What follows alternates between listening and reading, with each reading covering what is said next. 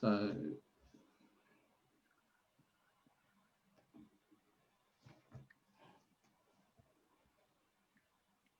hi everyone.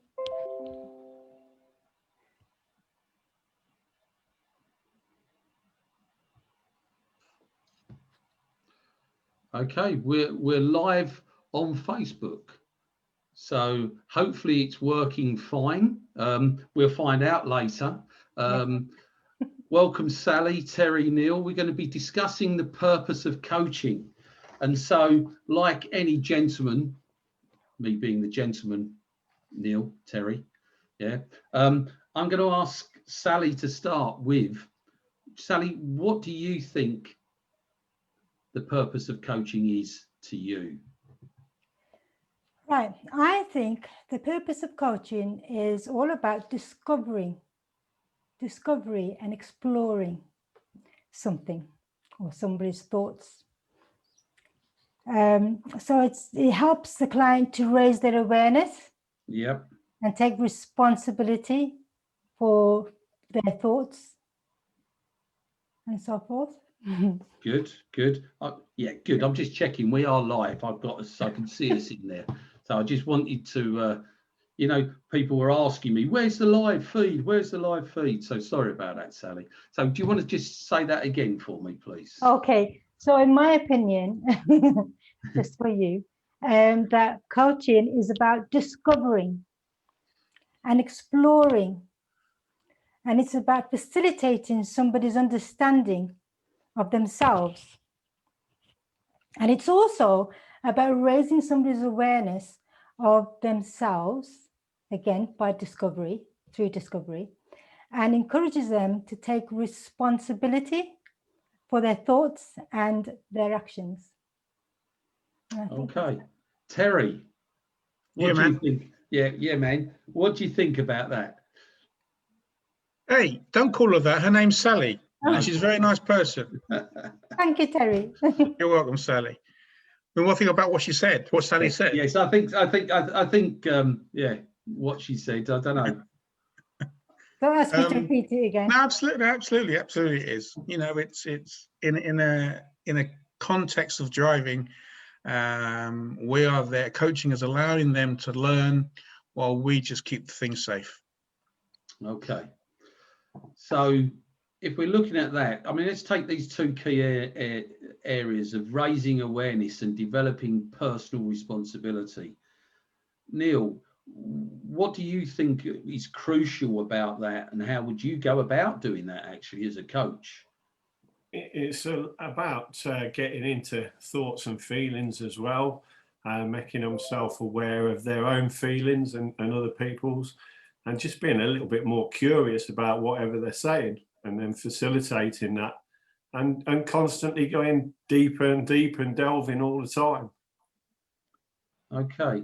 Would it be fair to say that, in the purpose, the purpose of coaching is helping someone to reflect on their own performance? And, I'll go back to Sally. What do you think one of the best ways of doing that is helping someone to reflect? When you say help them to reflect, are you talking about self-evaluate? Yeah, self-evaluation, Sally, definitely. Yes. Right. That, when you say, are you asking me how I would go about asking them, getting them to how would you set that up for them to learn a self-evaluation technique, maybe? Well, there are tools that I would use during the coaching conversation. For example, perhaps use the GROW model. Yep. And even using scaling and things like that to encourage them to find solutions for themselves, because I feel the coaching is very much solution focused as well, based, should I say. Okay, excellent. Terry, Sally mentioned the GROW model there. Oh yeah. Okay. So can you, because we say these things, don't we? And all four of us know what we're talking about. But if you can enlighten us a little bit more, Terry, about what GROW means, to you, how you use GROW, or how you use GROW with a client. Yeah, it's a really helpful way to structure the conversation. And it's a loose structure. You don't have to do it in the grow order, but the G is the goal. What is the goal? What do you want out of this session, for example? Then the R is the reality. Where are you at the moment compared to where you want to be? What's in the gap? O is options. So what options have you got to narrow that gap about where you are and where you want to be? And W is the way forward. So what steps are we going to take to get there? Okay, so I mean, the GROW model really is solution focused, it's conversational, and it stimulates the client to think. Really, that's the purpose of GROW as a tool, and it helps use that purpose of coaching.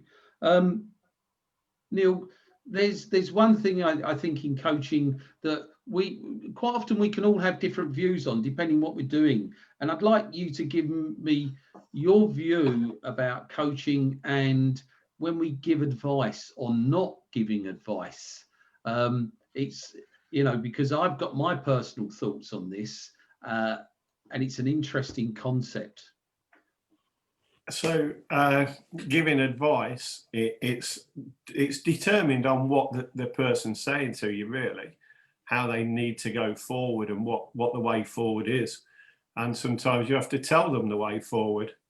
But other than that, the coach is there to try and elicit that feedback out of them and push them further on by their own reasoning. Okay, Sally, I can tell you're itching. I can tell you're itching to say something. I wasn't. I was just agreeing with what Neil just said. I was agreeing what Neil said. And going back to the GROW model, I was just something that I wrote down a little bit earlier was that coaching actually helps the pupil develop their own self-evaluation skills, which is what we're encouraging them to do, and to recognize, this is the important bit, for them to recognize how their thoughts, their emotional state, and how their beliefs and their attitude can influence their choices and on their behavior or whatever they do, decision making. Okay. Yeah, definitely. Because I mean, sort of what you're saying there is, look, if we can change their thinking, it will change their behavior. We get a different outcome. And that's not always the outcome that they want, or maybe, if we're being on our own agenda, what we want. But when you get that different outcome, then you have something else to focus on and it changes. Yeah, again. Terry, what's your thoughts about not giving advice?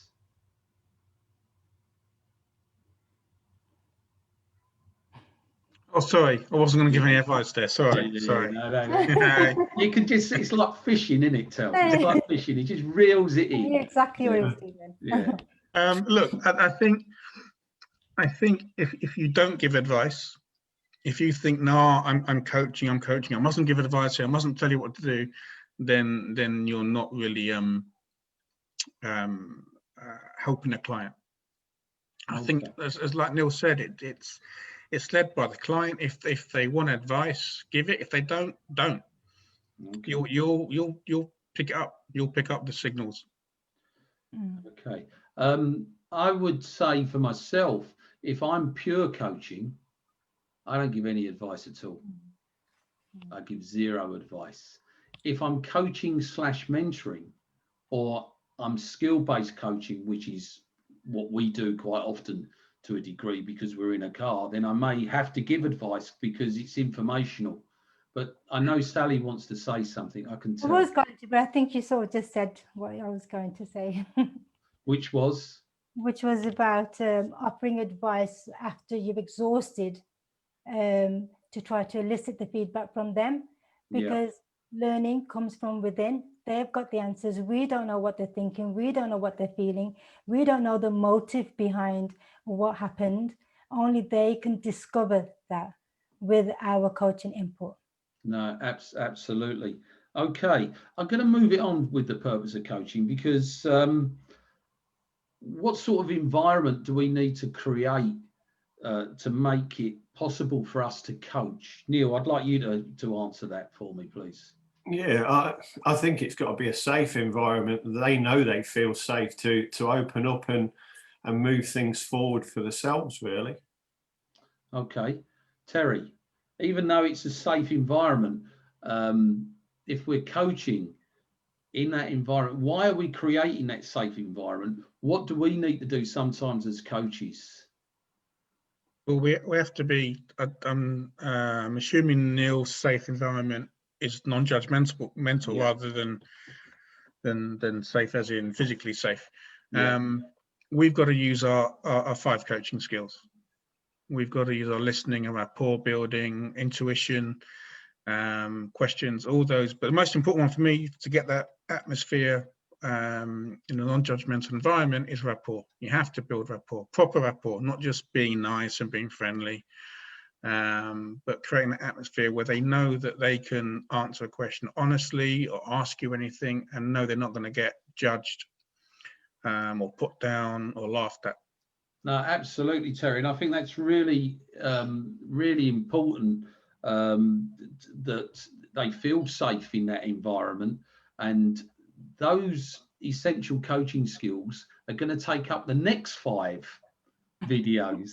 So we won't waste them all here. But, you know, you're absolutely right. Rapport, feedback, questioning, listening, intuition, those 5 skills are highly important. Sally, did you want to add anything to that? No, I think they've covered it really beautifully about the environment being non-judgmental and neutral. So our opinions are not displayed to them. And that's not just verbal, including our body language as well. Absolutely. I want to add something more to that, because that safe environment will allow me, because of rapport, to actually nudge them out of their comfort zone. Yeah. We, as coaches, you know, sometimes people think coaching is pink and fluffy. We have to challenge people, because they will sit there in that, you know, and won't think outside the box and sit there in their comfort zone and not take any action for fear of many different things, which is what coaching does, is actually unlock those barriers, open the doors. And so if that safe environment we've created to coaching is really important, because we can stretch them. And of course, people learn when they get in that zone where they're stretched, but you can't stretch them so thinly that they snap. You've already mentioned one, actually, behavioural change technique, the GROW model, because that's what it is. It helps people change behaviour. And I've already touched on thinking outside of the box. Is there any other behavioural change techniques that, and I don't want to go through them all, that you can think of, Sally, that would be worthwhile mentioning? She hates me now. I can No, I don't hate you. I can't. Nobody can hate you. For goodness sake. Neil hates me, don't you, Neil? Behavioural change is to actually. You haven't asked me yet. All right, ask Terry. Go on. No, if I hate him or not. No. He hasn't asked me. I know he hates me as well, because he's Greek and he can't spell Lefteri properly. Mm-hmm. So to implement behavioural change, scaling is another one I could use as a tool, because that helps people to recognise where they are. So it's very much like the GROW model, and where they need to be and how they're going to get there. Behavioural change. Gosh, my mind's gone blank. No, that's cool. No, the scaling it helps behave, because it makes people think and evaluate themselves. Yeah. That's a behavioural change technique. And actually understanding what PCPAM stands for, and don't ask me. I like. We'll touch on that. Does anyone want to enlighten us with PCPAM? Or would Neil? Would you like to have a go? No, I've not come across that one. Okay, Terry. If you want, yeah. Go on, Intel. It's the PC is a pre-contemplation. Yeah. So you don't know there's a need for a change. Then the C is the contemplation. You understand there's a need for a change now. Then the PAM is you prepare to make the change. And then the A. What's the A? Oh my God, I was going blank. Action. You actually action the plan. And then the most important part, absolutely vital, is the maintenance. Yeah, absolutely. And it's that, I mean, it's called the trans-theoretical model of behavioural change, which is a flashing big word, but actually it's really quite simple to implement. and it's used, you know, in the health service. It's used, you know, ideal one is diet, isn't it? Because we get, I didn't actually know I needed to lose weight until I actually did have a look in the mirror. Maybe I ought to do something about it. I'll just have another pint and a bag of crisps. Yeah. Actually, no, I do need to lose some weight and change my shape. What can I do? Well, I can stop drinking and eating crisps. Okay, I'll put that into action. Problem is maintenance. I then go out for a beer with Terry and Neil and Sally, and they lead me into temptation. Yeah, and that maintenance becomes really, really tough. Yeah, so that explains. But I just, you know, because I've got a good coach, I managed to maintain that and get through it under severe pressure. Okay, I suppose that really touches on, right, I mean, the purpose of coaching is that light bulb moment, you know, Blackpool illuminations. What happens to clients when you've seen clients get that light bulb moment? What's happening to them? I think it's Anyone the realization. Yeah. Yeah, just have this epiphany, and they have this idea, thinking, wow, I never looked at it or didn't think of it like that. Especially when you have a coaching conversation for them to recognize that how their emotional state, if they're nervous, how that's affecting their driving. Just something as simple as that. Sorry, I've just affects their driving behavior. Okay, good. Neil, want to add anything to that? Yeah, I think it also accelerates their motivation to want to do more as well, and keep on increasing that as well. Cool. Terry? You'll just see it. You'll just see the change. It's like a big weight's lifted off them, and the body changes and the face changes, and it's the best part of the job for me. I think I'll definitely chuck in a buzzword which is going around the coaching community at the moment: clarity. Yeah. People see things clearer. You know, they get a positive feeling. So I think that's definitely a purpose of coaching, is to help someone get clarity, because we all sort of, and all of us wander around a little bit. We know we want to do something. We know we want to change, but I'm not, well, how do I go about that? And we sort of do know, but we don't know. And if we get ourselves a coach, actually that, again, gives us a pathway and a structure, and, you know, that purpose, that goal, that start with the end in mind. Okay. What else does coaching do to us as individuals when we get involved in coaching? I think on both sides of the fence, actually, as a coach or as a coachee, what does it do for people individually? I think it allows them to stick to their commitments as well, and make them commit even more to it. Yeah, no, absolutely. Yeah, because that's part of that maintenance, isn't it? Sally? For me, coaching, when you said both sides, it's not just about the client. Coaching actually helped to raise my awareness of how sometimes I may have been thinking about having a certain stereotype about somebody when I first see them, and being aware of how even the type of language, the words I use, could be misinterpreted, and being aware about my tone and my body language and everything. Yeah, no, absolutely. I think that's, you see, because I think when you learn to coach, you become more self-aware. Absolutely spot on. Terry, would you like to add something to that? I would, but I'm getting loads of messages that we're not live on Facebook. And I'm being distracted. All right, sorry. Well, it says live on Facebook. Yeah, I can see it on my screen as well. On my screen as well. Okay. So what was the question? Sorry. Yeah. So no worries. What else does, you know, the purpose of coaching? What else does it do? Let me have a. While you answer that, I'm going to have a little look. Okay. At, what's happening on the Try Coaching group? It's about giving them the skills, and in our industry, it's about giving them the skills so that they can go away post-test and have those tools, those skills, you know, using the grow model in themselves, using all the skills that we use, being transparent, sharing it with them, and giving them those talents so that they can self-reflect and they can evaluate after they've passed the test and we're gone. Okay. That's what it's all about. Yeah. I'm going to add one thing. I mean, coaching has done for me, and I've seen it do for others that I'm involved with, and I've seen it do for you guys actually. Yeah, big time. Improve your confidence. Yeah. Yes, I would never ever have done this. I would never have done this, go live like the way I have done. Yeah. I mean, I remember when I met you many, many years ago, Sally. Yeah. Yeah. This would have been an impossible dream. And I will say this though, because thinking back to what coaching is, I believed coaching was all about asking questions.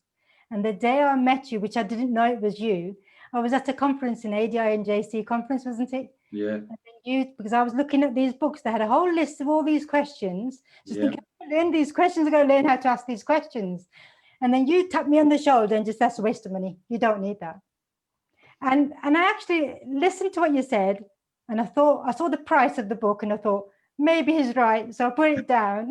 I put it down. And then obviously a few months later, I discovered that you were going to put on the BTEC. So which cost far more in the book. Yeah. The book would have been a bargain. It's because I knew who was going to be delivering the course. So obviously I was going to follow you guys. Yeah, no, that's cool. Terry, I've just checked. We are live on Facebook. It may be that people haven't found us where we are. They may not be members of the group, etc. Cool. So it may be that we can put it out. Wish can share it out of our group, or we can put those people into the group and they can see this conversation. Okay. Okay. I'm going to add actually also the purpose of coaching. It's to help us succeed. It shows us a way forward. It helps when we're coaching. It breeds trust and integrity, because you've got to try to walk the walk and talk the talk. You know, you can't coach if you're fake, you know. And I think it's very, very important that we're honest and, you know, you turn up, show up, but you are you, you know, warts and all, because it's not about being perfect. It's about taking that experience and moving forward with it. So I'm conscious of time. I said I'm only going to do this for 20 minutes to 30 minutes. Does anyone want to add anything to the purpose of coaching? I just think it, and you just touched on it there, is it allows everybody to be honest in that conversation. Yep. And it allows them to be free to express their feelings. Absolutely. I was discussing with you all earlier, actually, and I mentioned some words, and I think I'm going to finish off by chucking these words in and just out there, because they are just words, but words are very, very powerful. I'm not going to add anything to it because we could go on for hours with this. But I was thinking about coaching, and I just jotted down some words that might stimulate us if need be, but we clearly don't need that. And the words were curious, dreams, aspirations. What makes you tick? What do you value in life? What are you passionate about? What motivation do you need? Internal, external motivation. These things lead to change, because we come to coaching because we're seeking change. There is no point coming. If you're happy with your lot, there's no point in it. You're there. Congratulations, utopia. But I think most of us as humans are always seeking something a little bit more. You know, going back to Maslow and that, you know, hierarchy of needs and self actualization. It might not happen for some of us still. Well, he's a Nottingham Forest supporter. Yeah. Still waiting. Yeah. Okay. But seriously, you know, if people come to coaching, it's about commitment, finding answers, taking action, learning and striking the balance. And also coaching can go into many facets of life. So I'll touch on some: work, business, career, health, diet and exercise, money, savings, pension, debt, relationships, love, social, family, personal growth, spiritual, recreational, within your communities. The thing is, though, when you coach someone on a personal basis, all of those get interwoven. You know, if you just, you know, coaches talk about niching, but actually every one of those affects another one. You know, if you're not healthy, your work and business career will suffer. You know, if you're worried about debt, that will knock on into your relationship. So all of those interweave with one another. And I think I answered Kev Field earlier about values and beliefs, and I just said it's a balance and a constant flow.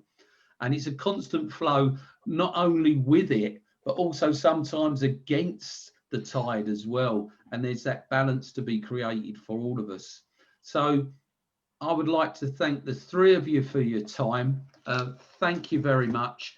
We're doing another one on Thursday with another 3 coaches. So, and I think you three are back for some more over the course of the month. We're going out Tuesday and Thursday at 4:30. We're going to be doing these little chats, and they'll all be available in our group. So if you miss them, you'll see them at a later stage. But I'm really pleased if you've joined us live today. That's absolutely fantastic. Thank you very much. Thank you. I'm going to say goodbye to you all. And you know me, you know, to the boys, you know I love you, but to the girls, Thank you, I'm everyone. going to love you more. Bye. Cheers, everyone.